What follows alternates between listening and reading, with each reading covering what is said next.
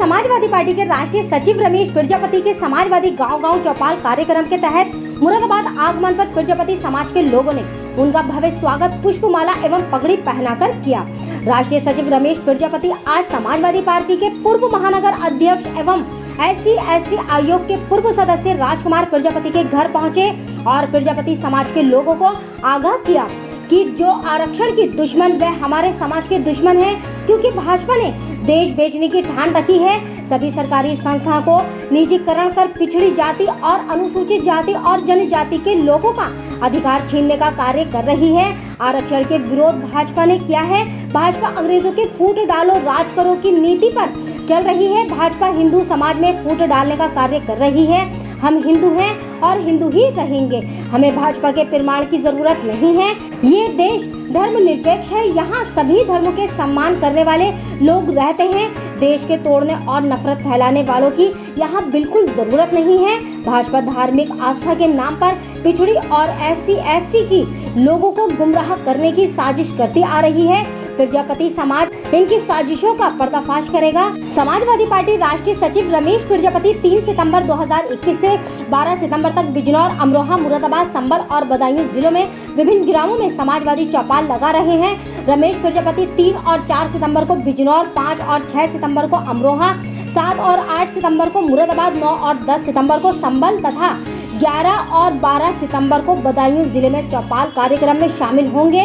प्रजापति समाज के गांव-गांव चौपाल कार्यक्रम तहत आज मललपुर, खैया, हरतला, सब्जी मंडी, नवाबपुरा में कार्यक्रम आयोजित किए गए।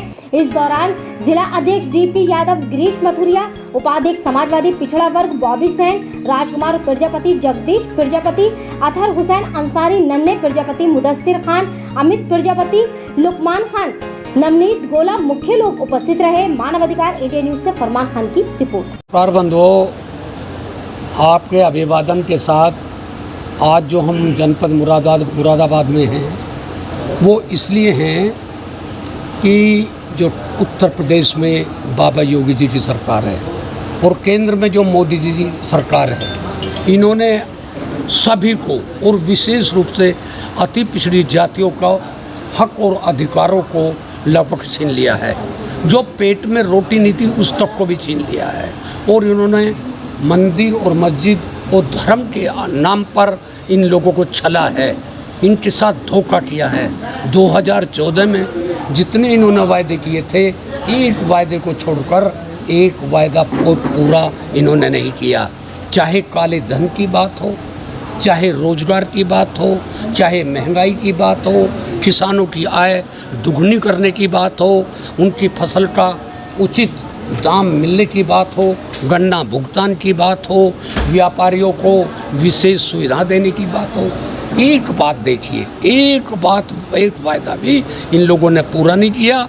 देश को बेच डाला। आप अच्छी तरह जानते हैं, बहल हो, सेल हो, BSNL हो और ये रेल हो, पोर्ट हो, एयरपोर्ट हो, कोई चीज़ ऐसी इन्होंने छोड़ी ना। स्वास्थ्य के ऊपर ध्यान हो। आज आप देखिए, रेल में यात्रा करते हैं, पिछले दिनों इन जो सीनियर सिटीजन को जो छूट दी जाती वो समाप्त कर दी।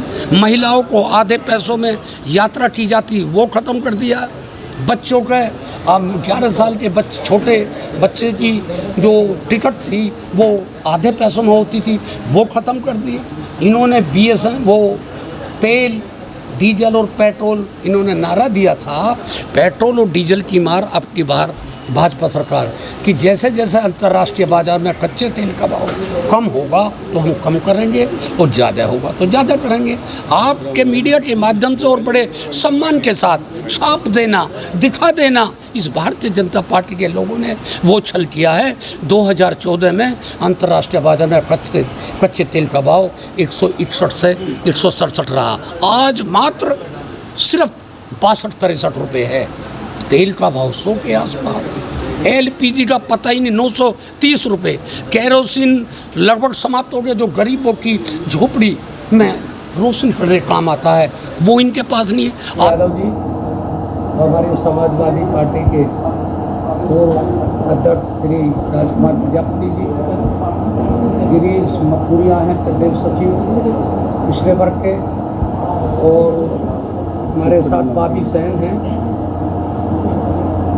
और बहुत सारे साथी प्रजापति, सभी अतिपिछड़ी जाति के लोग हमारे यहाँ बीच बैठे हैं कि जो केंद्र और उत्तर प्रदेश में ये भाजपा फिरका परस्त सरकार है, इन्होंने अति पिछड़ी जातियों के साथ बड़ा छल किया है,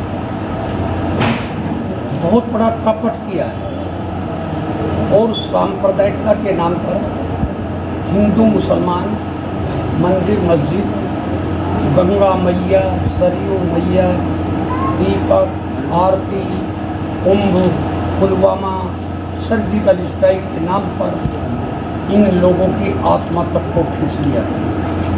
उन्होंने कुछ छोड़ा नहीं है। चाहे देशभक्ति की बात हो, आज अरुणाचल प्रदेश में क्या हालत है, कितनी ज़मीन पर चीन ने कब्जा कर लिया है। देशभक्ति की बात अगर हम मानते हैं तो देशभक्ति के नाम पर भी इन्होंने छलावा किया है, सिर्फ वोट प्राप्त